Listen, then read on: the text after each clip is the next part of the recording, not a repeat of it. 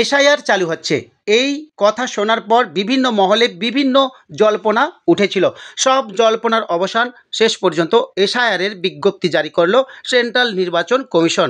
4 November থেকে সেই কাজ শুরু হয়ে গিয়েছে, চলবে আগামী 4 ডিসেম্বর পর্যন্ত।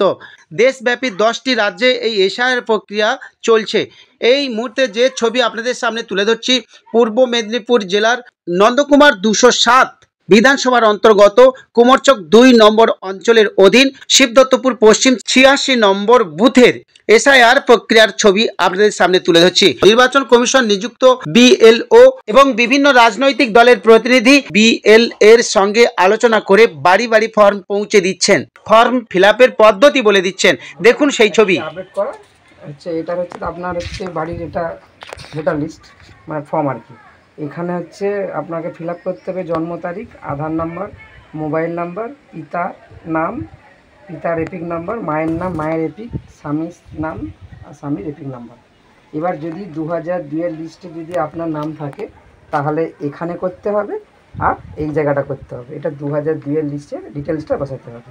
যদি আপনার না থাকে তাহলে বাবার বাড়ি থেকে ডকুমেন্টসটা, বাবার যে 2002-এর লিস্টে আছে সেই লিস্টটা এখানে এনে ফিল আপ করতে হবে।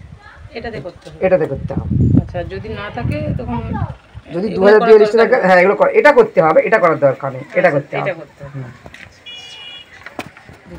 আমার নেই, সেই বাবার বাড়ি থেকে নিয়ে এসে এটা ফিল আপ করতে হবে।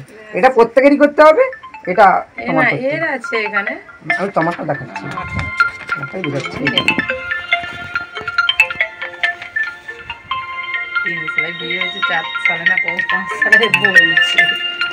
দুটো করে ফটো লাগবে, দুটো করে ফর্ম, প্রত্যেকে দুটো করে ফটো দিতে হবে এখানে।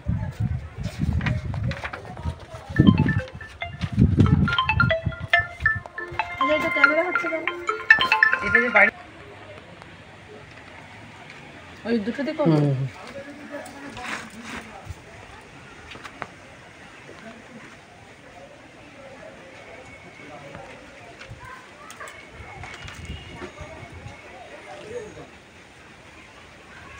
আমাকে কয়েকদিন ধরে বলতেছে, বলে ফর্ম দিয়ে গেছে, আমি না